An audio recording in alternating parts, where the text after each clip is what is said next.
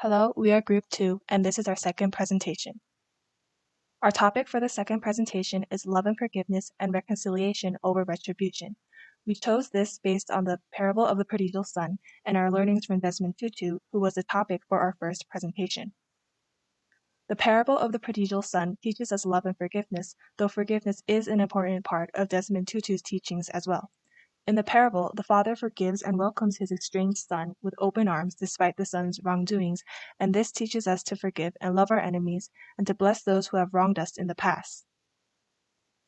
Reconciliation over retribution is a large part of Desmond Tutu's ideology.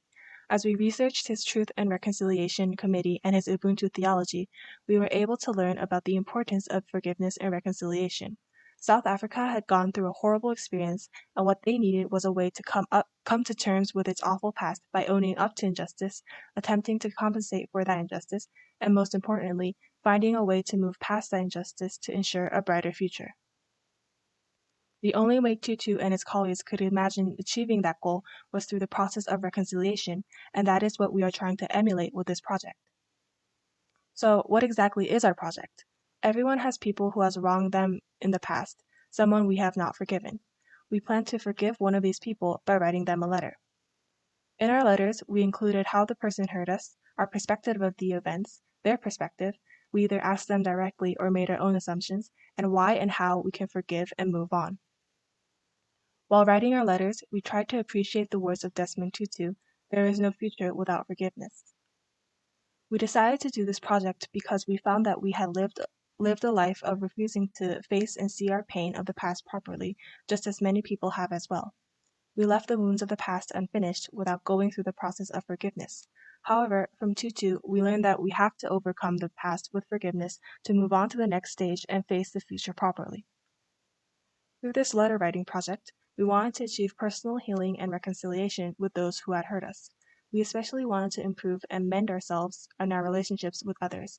By examining our position and coming to terms with the actions and words employed in the event, we could leave behind that resentment and irritation to free ourselves and together build a more enjoyable future, a future in which we, as a whole, can work together as a functional society. Through this process of writing a letter, we were provided with a medium to discuss the reasons for the altercation and rethink our actions of the past, and either admit that we were at fault or forgive the person that had affected us. We could learn to develop ways in which we can look at arguments with a more forgiving attitude and to be critical of others while not getting stuck on those bad feelings, but rather discuss them and move on with a clear mind. In the long term, we expect to have a clearer understanding of others' concerns and feelings so we can discuss, in a peaceful manner, solutions and ways to overcome these difficulties together. Now, we will show a few clips of the process of our letter writing and a vlog from each member on what we've learned through this project.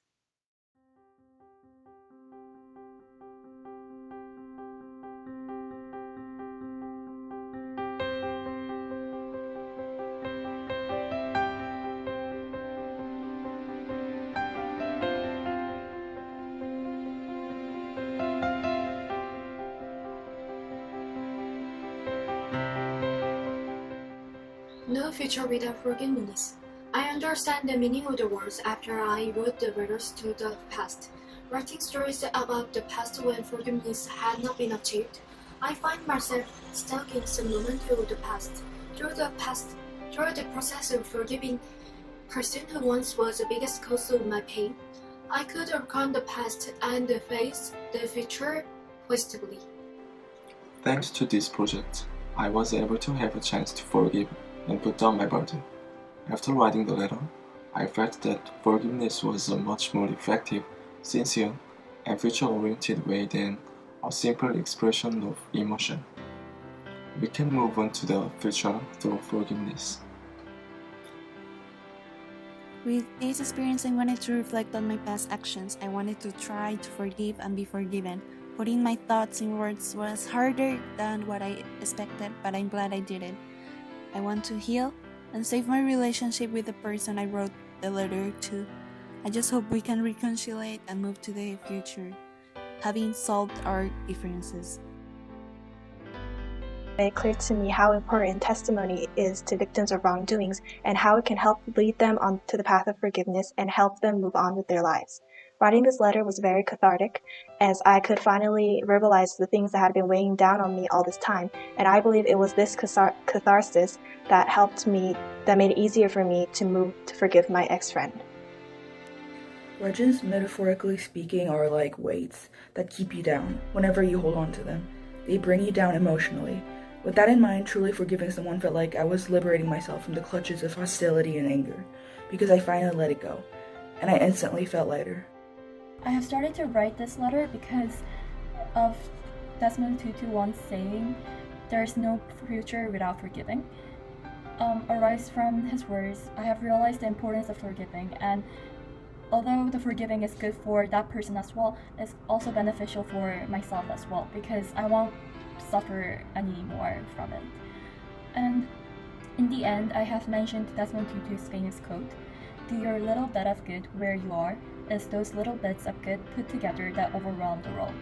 I think this is the word I can say to the friend I have just forgiven, because as I have wrote to my friend, she is also in my age, and maybe both of us, but all the university students and high school students should know that they are important in the world, and there are parts only they can do to make a brighter future.